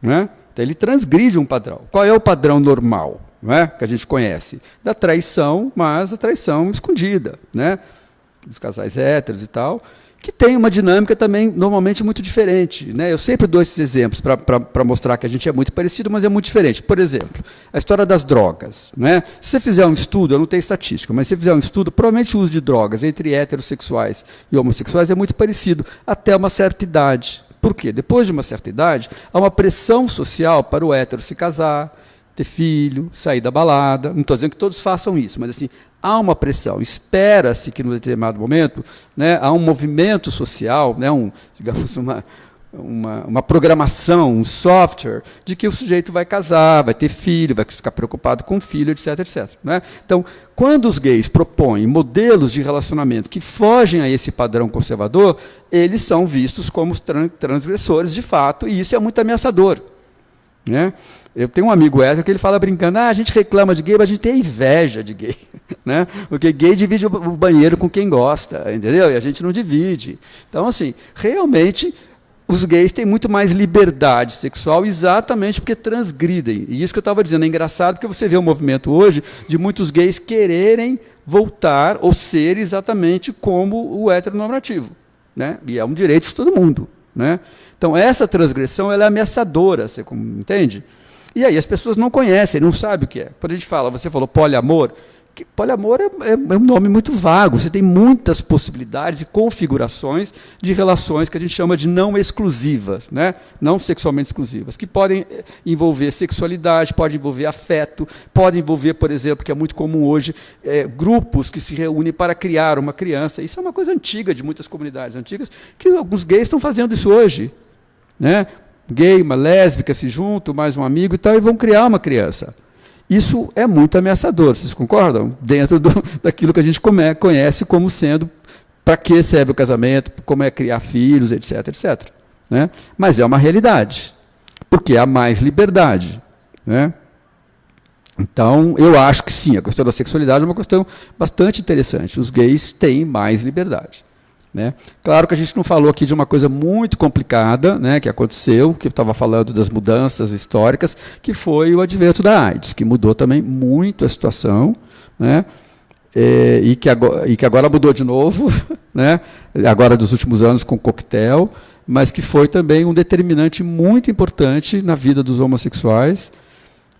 Eu estava revendo esses dias, não sei se vocês viram o Normal Heart, que é o filme da HBO que mostra o início da AIDS, e é muito interessante que chega numa hora, tem uma cena que é muito interessante que o cara, ele, claro, ainda não tinha computador, né, nem celular, então ele tem aquele, como chama aquela Rolodex, que se você tinha aquelas fichinhas, ninguém sabe o que é isso, né? Você tinha, era um negócio que tinha umas fichas que você colocava o nome da pessoa, endereço, telefone, rodava assim, como se fosse uma agendazinha, né? Uma Rolodex. Bom, e ele falava assim, eu tenho o hábito, né, de cada amigo meu que morre, eu tiro a fichinha e jogo fora. Neste último ano, eu já tirei 54 fichas. E no final do filme, ele tirou mais de 200, né, de pessoas que morreram de AIDS nos anos 80. Então, isso teve um impacto enorme. Por que eu estou falando isso? Porque isso também traz, de certa maneira, uma situação que a gente está vivendo hoje das experimentações sexuais, porque este pavor que durante muito tempo, este medo ficou presente, não está presente mais. Né? E pelo lado que eu acho negativo, que está trazendo uma série de problemas. Mas, enfim, como essas coisas são realmente muito afetadas também por isso. Né? Durante muito tempo, os gays eram considerados os portadores de AIDS. As pessoas tinham medo de ter contato com gay porque achavam que ia ficar com AIDS. Né? Então, também isso, voltando lá às questões clínicas, tem um impacto muito grande, né, na vida das pessoas, né, que é a contaminação pelo HIV e tudo mais.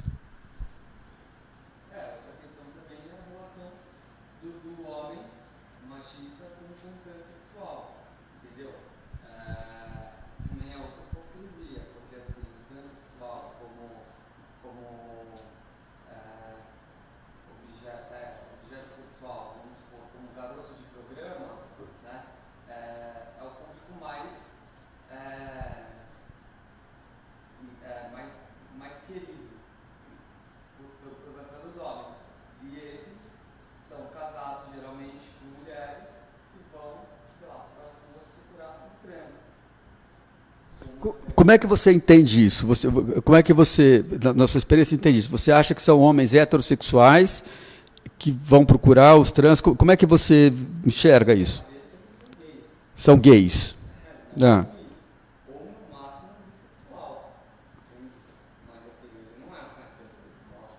Essa é uma questão complicada, né, que você está falando, porque assim, eu não sei, porque existe, inclusive, hoje uma categoria, bom, a categoria toda semana abre uma, né, descobre uma, mas assim, uma categoria muito estudada hoje, que aparece no consultório, que são os T-lovers, né?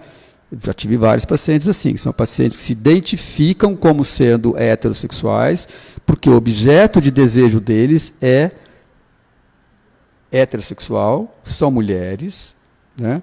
Só que são mulheres trans.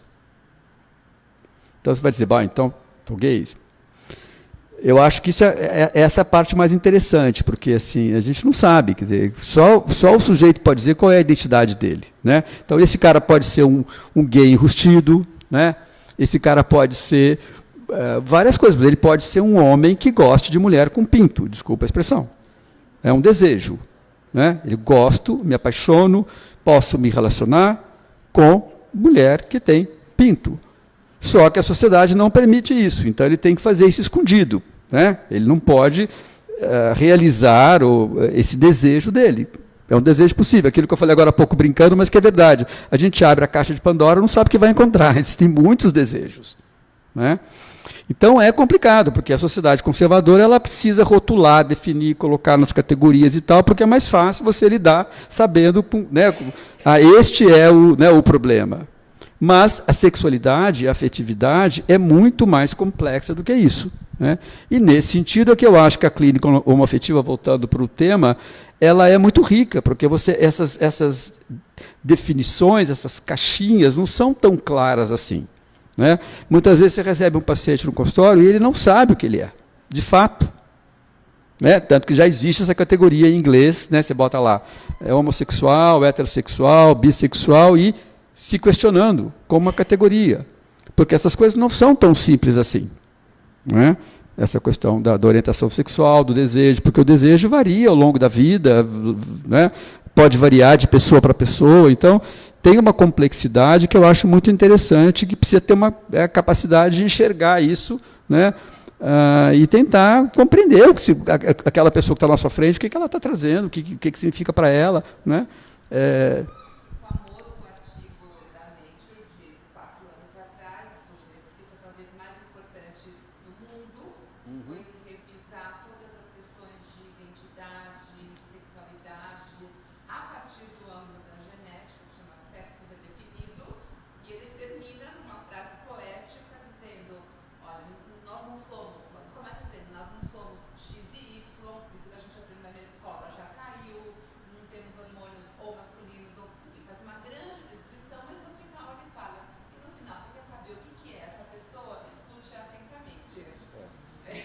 Exatamente.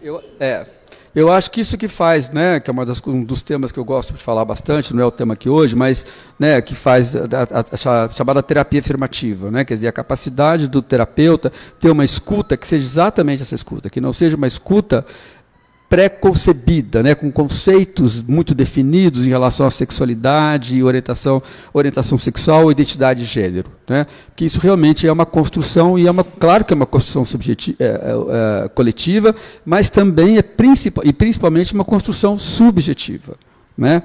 Então é preciso quebrar, e é uma cabeça difícil, porque nós todos fomos criados com essa visão, né? Não é fácil, eu me surpreendo. Eu no consultório me surpreendo muitas vezes com histórias de sexualidade propriamente dito, de desejos, que eu falo, nossa, não tinha visto isso ainda. Né? Apesar de tantos anos trabalhando e tudo mais. Então, é importante ter essa cabeça, né?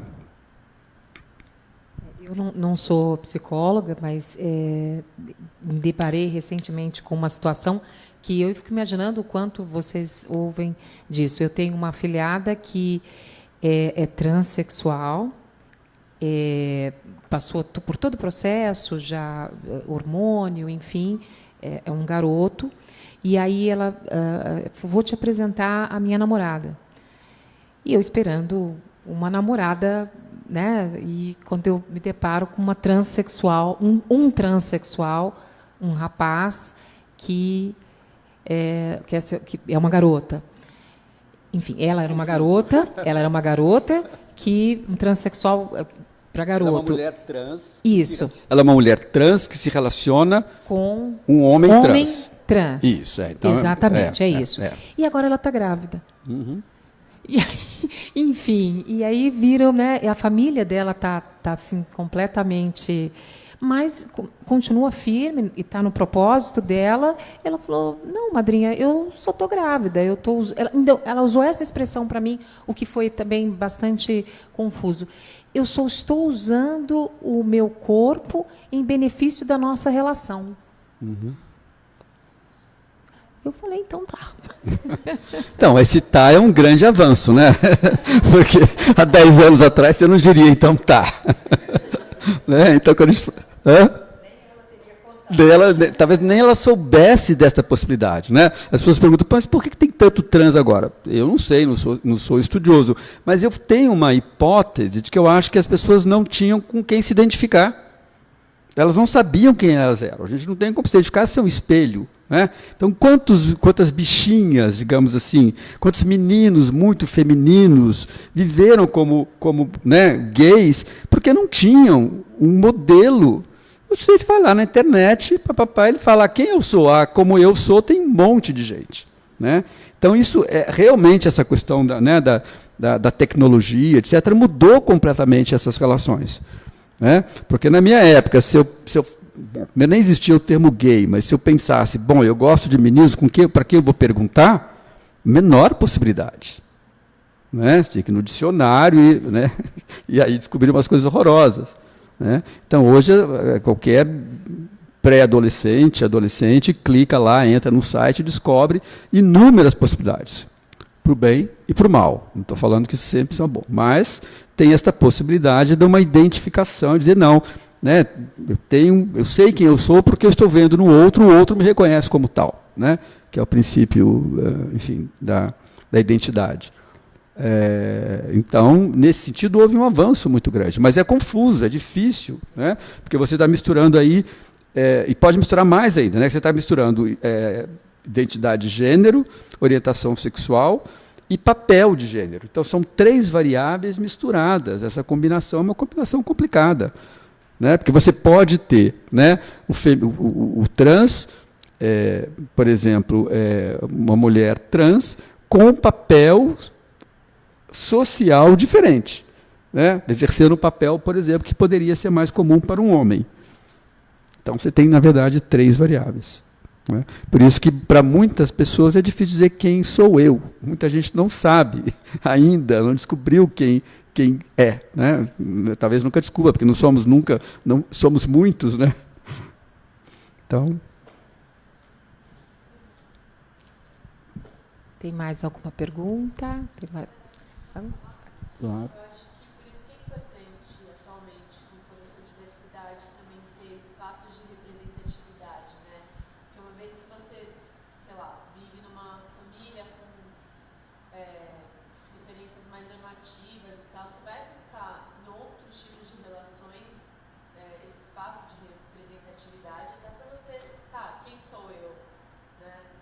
Estava até numa aula, na pós que eu faço, e a professora contou do caso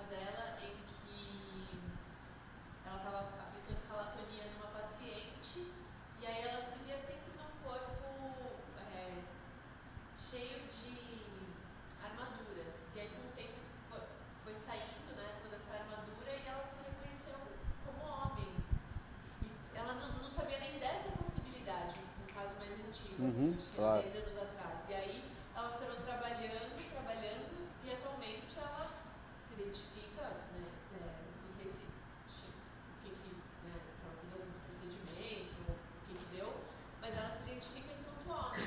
Então, acho que atualmente por terem essas imagens, essas figuras públicas, está sendo bem importante, assim, o que eu sinto existe, né? É o que você está dizendo, é o espelho social, né? O espelho social, o espelho familiar, sem esses espelhos a gente não sabe quem a gente é, né? Então, realmente, a gente precisa do espelho. Então, hoje, isto é um grande avanço, você tem, né, vários tipos de espelhos, né, e estão acessíveis e tudo mais. Mas, normalmente, é um sofrimento muito grande. Há pouco tempo, atendi um rapaz de 40 e poucos anos, heterossexual, e ele se descobriu agora com alguma coisa que ele não sabe o que é, né? Então, ele começou percebendo que ele é heterossexual, ele não tem dúvidas disso, né? Conversamos muito, ele se interessa por mulheres, mas ele começou a vestir as roupas da mulher, ele é casado, então começou a sentir, então tá bom, pode ser fetiche, pode gostar, né? Mas isso foi, à medida que a gente foi trabalhando, ele foi vendo que não era isso, né? E a gente, depois de um certo momento, eu acabei encaminhando, porque até onde nós caminhamos, e caminhamos bastante, nós não sabíamos o que ele era. Não sei o que ele é, né? Ele não se via como um transexual, ele não tinha vontade de mudar o corpo dele, ele não tinha vontade de transar com homens, né?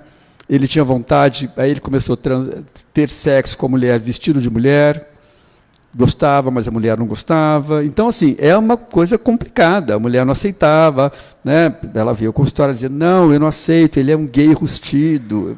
Mas ele está dizendo que ele não é gay, né? Ele se excita, ele tem desejo por mulher. Então, assim, outro dia ele me mandou uma mensagem dizendo assim, olha, agora acho que eu já sei o que eu sei, tá? O que eu já sou, e vou contar para você. E aí ele descobriu uma coisa que eu não sei o que é. Depois eu conto para vocês.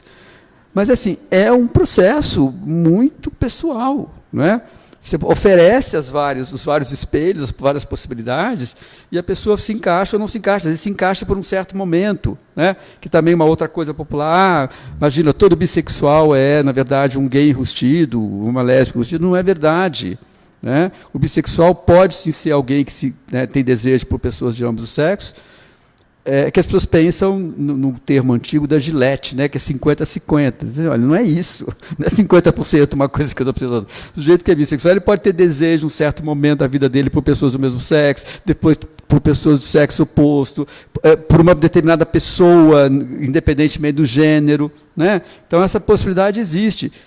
E alguns precisam passar por essa fase para se descobrir. Então, né, todas essas tentativas de normatizar, de definir isto é aquilo, é uma tentativa da gente evitar a complexidade que é inevitável quando a gente está trabalhando com tudo, né, mas especificamente falando com a sexualidade das pessoas. É complexo, não tem, né, um jeito de encaixar isso. Então, é só uma tentativa para reduzir a nossa angústia, a gente fica classificando, né? Não, então ele é gay e tal, então eu fico menos angustiado. Cada vez mais vai se reclamando essa coisa da singularidade, da individualidade, né? Por isso que fica meio difícil a gente tentar pegar um modelo que já está pronto e tentar encaixar. Mas a abertura, até, por exemplo, pessoas heterossexuais são diferentes entre si. Sim, sim. Então, quando a gente senta com uma pessoa e fala, me conta de você, e a pessoa fala sobre ela, a gente vai para essa abertura, é mais tranquilo de você compreender a pessoa, até ter empatia por essa pessoa, do que um outro modelo. E também mais difícil, né? Porque a gente, né, às vezes fica caminhando por terrenos que a gente também não conhece muito, né? Então eu acho que isso é um desafio, que eu pessoalmente acho um desafio fascinante, né? De ter todas essas possibilidades. Porque realmente é complexo, não é? E tem o sofrimento da pessoa também que não se acha, né? Porque também ela, enquanto ela não se define, não se auto-define, se ela não tem uma identidade, né? Mas quando ela se encaixa, né? Agora eu sei quem eu sou, é um grande alívio para a pessoa, né? E isso pode demorar muitos anos, porque não é uma coisa simples, né?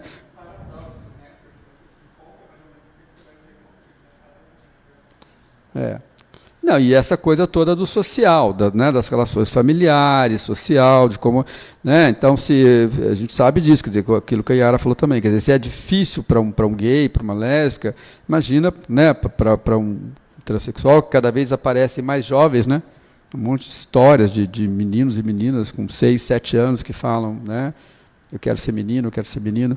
É muito complicado, né? Até porque não tem nenhuma garantia que aquilo não seja uma fase, que aquilo não passe. Então, não é fácil, né? A gente não tem resposta simples para isso, né? Estamos acabando ou tem mais uma pergunta? Mais alguma pergunta? Bom. Algum comentário? Alguém quer fazer algum comentário? Quer fazer... Não precisa ser pergunta, pode também fazer uma colocação. Contribuir.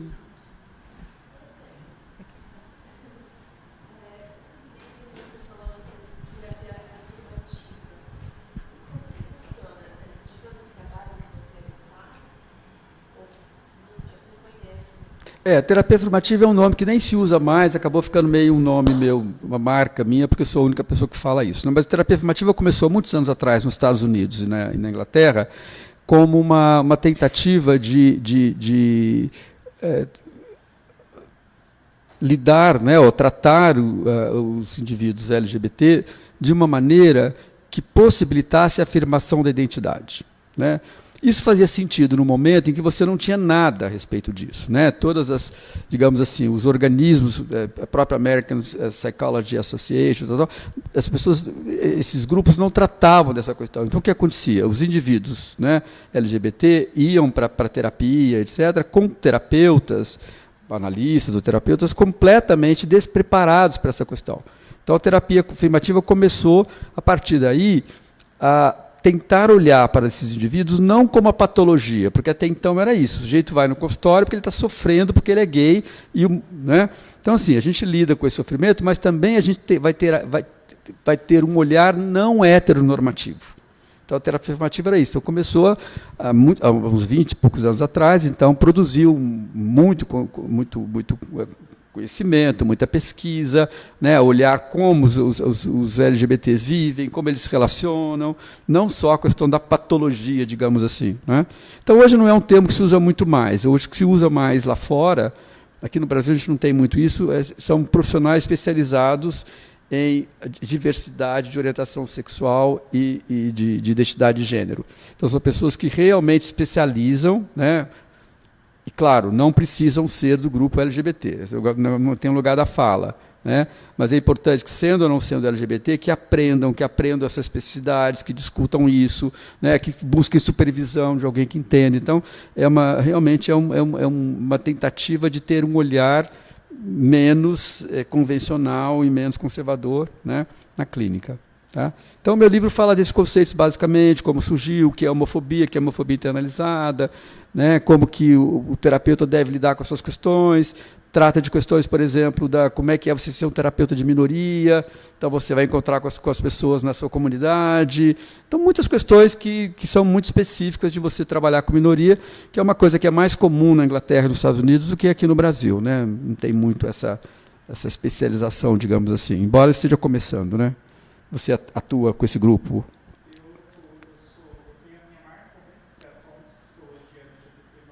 Tá. Tá. Uhum.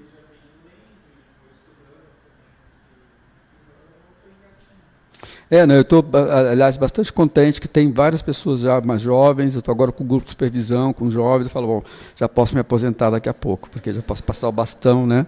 Meninada já chegando aí, 20 anos atrás, impossível você falar numa coisa dessa, né?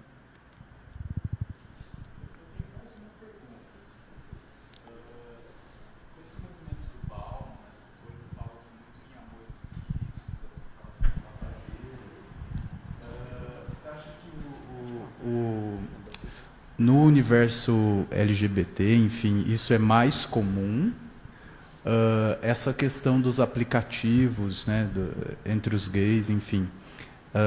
Você vê isso como um problema, essa questão desses relacionamentos líquidos e por aplicativos, assim, no sentido de se isso afeta a psique da pessoa, enfim, como você avalia isso, essa questão? Então, de novo, na formação do ser humano em si. De novo, aí eu sou um realista com viés otimista. Eu acho assim, evidentemente há muitos problemas relacionados a essa, vamos chamar assim, essa dinâmica, né, que não é só gays, né, mas que talvez no caso dos gays seja uma coisa mais evidente, porque a questão da sexualidade é mais direta, né? A Carmita Abdo que fala que, né, que em relação aos relacionamentos heterossexuais, né, que a mulher é mais complicado porque ela tem 2 pontos G, né? Orelha direita e orelha esquerda, então você tem que levar para jantar, etc. Né? E que no caso do gay é assim, papum, quero isso, quero aquilo. Então, sim, neste caso, o que acontece? As redes sociais, e principalmente os aplicativos, trouxeram um grande ganho, mas isso para todo mundo. Você imagina antes, quer você seja heterossexual, quer você seja gay. Né? Para você encontrar uma pessoa, né, o amor da sua vida, você tinha que ir num determinado lugar e todos os deuses do Olimpo estarem a seu serviço. Porque tinha que mandar aquela pessoa, naquele lugar, disponível como você, com o mesmo projeto que você, né? E você tinha que encontrar aquele, né, aquele amor ali para a sua vida. Fora isso, acabou. Então, os aplicativos eliminaram a barreira geográfica. Então, você pode encontrar com pessoas que você jamais cruzaria na sua vida. Né? Então, eu acho que abre uma possibilidade para héteros e para gays fantástica, no sentido de que você tem uma possibilidade de acessar parceiros, né? Quer seja para o sexo rápido, quer seja para o amor da vida. Né? É óbvio que isso vai trazer do outro lado algumas questões complicadas. Né? Que é aquilo que nos personagens desse filme do Norman Hart falam, em certo momento, ele diz assim, ele está lá na Fire Island, que era o lugar gay da época, e todo mundo lá transando, todo mundo, ele fala assim, eu acho que fazer muito sexo dificulta arrumar um namorado. Né? E é verdade. Se eu tenho muito sexo, muita liberdade sexual, vai ser mais difícil eu talvez estabelecer um vínculo. Mas isso também é relativo, porque as pessoas que gostam, que têm uma necessidade de se vincular, elas se vinculam com o primeiro cara que transam. Então, não é este o problema. Mas pode trazer uma série de problemas. Né? Mas, no geral, eu acho que é muito melhor hoje do que era antes. Né? As pessoas conseguem se relacionar de uma outra maneira que eu acho muito mais eficaz. Né? Além do que, você consegue também ser muito mais claro em relação à expressão dos seus desejos. Desejos de qualquer forma, não estou falando só de desejos sexuais. Né? Você entra num aplicativo desse, você pode dizer o que você quer, o que você está buscando, se quer casar, se quer namorar, se tem cachorro, não tem cachorro, né? Se é religioso, não é religioso. Então você já resolve ali uma boa parte, né? De que eu dizia brincando, eu não aguento mais pagar jantar para descobrir depois que não tem nada a ver. Né? Então, às vezes fica caro você levar para jantar, depois você descobre, não gosta de cachorro. Fala, bom, então não vai dar certo. Né? Então, ali nos aplicativos, você já resolve uma boa parte das questões. Né? Eu falo brincando, para recrutar é muito bom. Para selecionar mais ou menos e para contratar é mais complicado. Né? Então, você tem um pool de recrutamento ótimo. Aí você tem que desenvolver técnicas para selecionar dos candidatos quais são aqueles que têm mais a ver. E depois fechar o contrato é uma outra história, aí sim. Né? Mas sim, tem muitos problemas, né, da dificuldade de vinculação, da dificuldade, né, digamos, da oferta enorme de sexo, né, de uma objetificação do sexo sem afetividade, um monte de coisas que eu acho que os aplicativos não trouxeram, eles só amplificaram isso. Não é? Faz sentido para você, como eu respondi? Então tá bom, gente, olha, muito obrigado pela oportunidade, eu adoro falar sobre essas coisas, né? Meu trabalho é um pouco solitário, né? Como trabalho de todo psicoterapeuta, mas no meu caso, por fazer parte de de ter uma determinada uma especificidade, etc., eu fico mais solitário ainda, né? Então é sempre muito bom poder falar, poder conversar, ouvir perguntas. Então agradeço muito vocês terem vindo, tá bom? Obrigada, gente.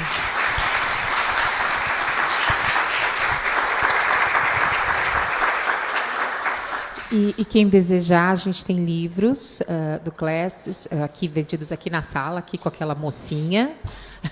E muito obrigada. Se vocês quiserem também, pode comprar nas principais livrarias ou também pela internet, tá bom?